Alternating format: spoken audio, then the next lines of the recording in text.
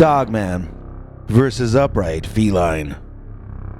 Dear Scary Stories NYC.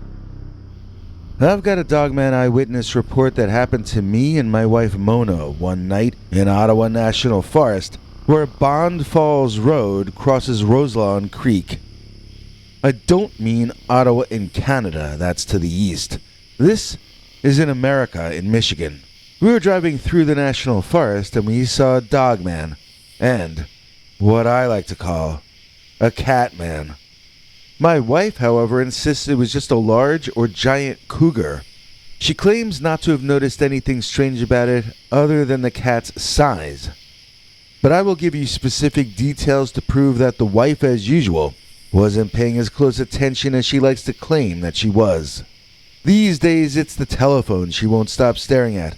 But back then, she managed to be distracted even without distractions. I'm going to tell you her side of it, and I'm also going to tell you the real side of it, because I can't tell her. She flips out and loses her temper and starts clapping her hands in my face anytime I dare to disagree with her about anything, even the color of the sky, for the last few years. But I know your channel has an audience that wants to hear the real facts about strange encounters, like the one I'm about to describe. This is one of those stories about weird things happening at a bridge on a road.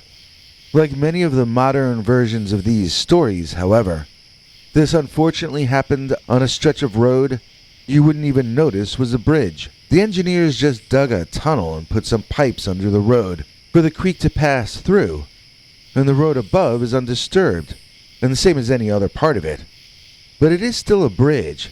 There is still water running underneath, and a whole lot of people, over a whole lot of time, have noticed that strange things seem to be more likely to happen if a house or a road is built above running water. In our case, we witnessed a cryptid battle which seems different to me than most of them.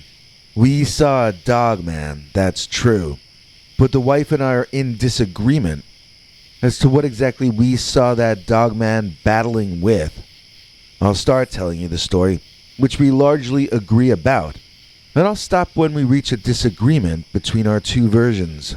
So there are no lights on the road in that area, and we were driving north at night. It was just two lanes with an orange line painted in the middle, one of those little pointless metal fences on either side that wouldn't stop a baby falling out of a bassinet, surrounded by wild nature in the pitch of night. Down ahead on our left, there were two hairy monster men scrambling up onto the road from a lower area. At the time, I did not know what they were, nor did I understand how they were climbing up onto the road. You can see on Google Maps, however, that there are big pipes through which the creek can continue to flow under the road we were driving on. I saw a large, dark, hairy man with a head shaped like a dog climb frantically over the railing onto the road. Then I saw him stand up on his hind legs, like a man, and immediately get jumped upon from behind by a tan-colored, hair-covered creature.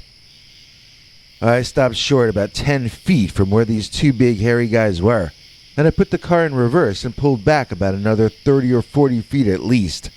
I could see the creatures in my headlights fairly well from there, and I told the wife to watch out behind us for traffic. She was like, "Screw you, I'm watching those two monsters fight." So I watched behind us using the rear view mirrors while watching the monsters fight as well. As fate would have it, there was to be no other traffic in either direction until this entire experience played itself out. So the dog-headed Bigfoot kind of a thing seemed to be bipedal almost all the time, whereas the tan-colored one had more of a feline face and a longer tail. That one seemed equally graceful and elegant, whether on 4 legs or 2, whereas the feline humanoid had short, even-looking fur like a mountain lion. The canine creature had shaggy hair of a longer length. My old father would have said he needed a haircut, but not so the feline, who had a blonde crew cut all over. These were the days before cell phones, so we have no pictures of the event. Well, it was 1989 or so maybe there may have been cell phones, I don't remember. But the wife and I didn't own fancy things like that in those days. I did then and still do now have a good memory for mentally recording details I notice in moments of stress, and I noticed with a great deal of surprise that both creatures were able to make fists, which means their paws were also able to function like human hands. In addition, both seemed to have massive humanoid chests when standing up, but in the case of the mountain lion at least, the feature didn't seem as prominent or noticeable when the animal would return to all fours. I believe this is the root of the disagreement between me and the wife. Mona noticed how graceful the cat was when it slinked around, running in circles around the Dogman until he got dizzy. She also noticed the long whipped tail that the cat possessed, which came into play in the fighting later. What my wife Mona did not notice, God love her, was the Catman standing and maneuvering on two legs. Nor did she notice the cat's ability to not only strike out with his claws in the traditional feline way, but also to bunch those paws into the equivalent of fists and brawl it out with the unquestionably more humanoid Dogman. To be clear, we both agree in our description of the mostly dark gray Dogman. His fur was raggedy and stringy, and somewhat long and tangly looking. He did go down on all fours at points when chasing the cat humanoid, but he never looked as comfortable as a quadruped as he did when he was up and bipedal. His head was very long-snouted, even by dog or wolf standards. His gums were filled with fangs that looked practically prehistoric. He had a big muscular body that seemed like it was pumped with steroids, but couldn't possibly have been. Mona can finish my sentences when we describe our memories of the Dogman together. When I mention the even more massive arm muscles and huge pectoral muscles of the Catman, though, Mona looks at me like I'm trying to sell her the Brooklyn Bridge. She has no memories of the cat throwing punches. She has no memory of it having a manly chest, like the Dogman did. She admits that it stood on its hind leg at points, but insists that was always the cat leaning on the upright Dogman and using his massive chest to support itself. She remembers the front legs looking like cat front legs. She doesn't remember the bulging biceps that I saw. I suppose this is my fault for not pointing them out in the moment while she was busy staring at that Dogman. But I think I was fairly speechless as all this played out in front of us. So, as I had alluded to earlier, there did come a point in the fighting where the Dogman had his back to the railing on our right side, and the Catman was down on all fours, walking back the way they had come.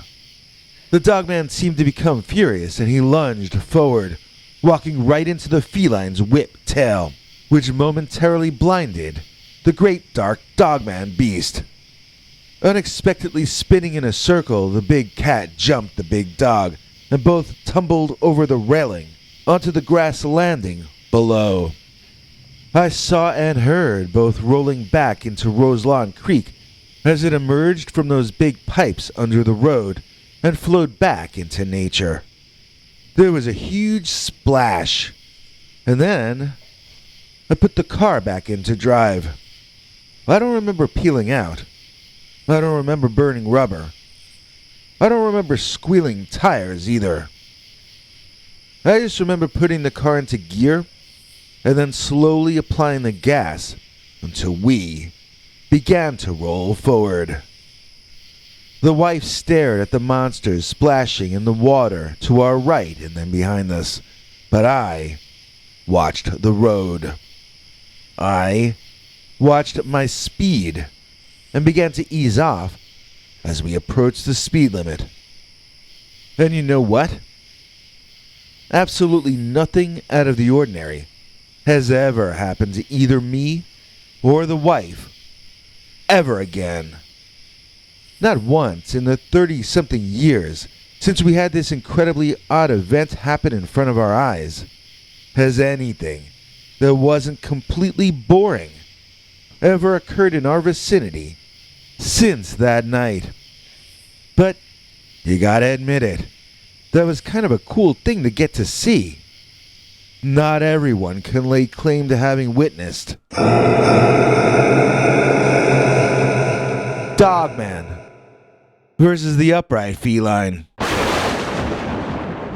Well, you know that I was feeling fine when I saw that we got joined by Brad79. Our executive producers now get to add Mr. 79, first name Brad. Welcome Brad79 to our channel members list. Brad gets to see our secret uncensored Dogman stories, and since he's a top tier member, he also gets to see our secret story archives, which now total over 25 hours. And he gets to see our advanced preview episodes, which we are bringing back with this very show. There are lots of ways to help keep us on the internet during these especially tough times. And here to explain them all to you is our international TV spokesmongrel, Henry Lee Dogman. Thanks, Biggie. And thanks to all of you for watching this far. If you liked it, please click like. If you'd like to see more of our work, please subscribe.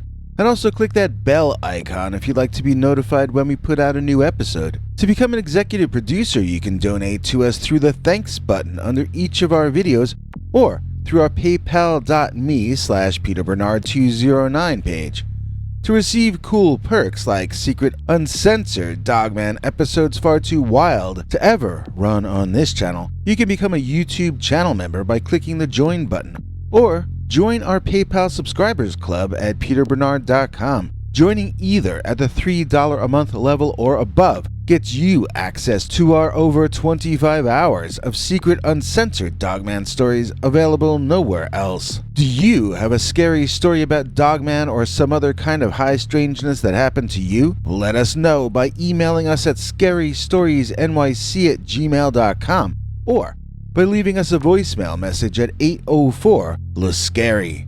You may need to call back on that when it cuts off after I think 3 minutes. And if you don't want to do any of that stuff, thank you for simply watching to the end.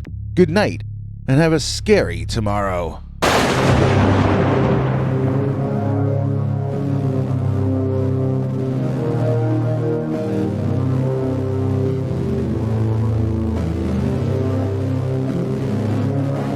Come back for more scary stories.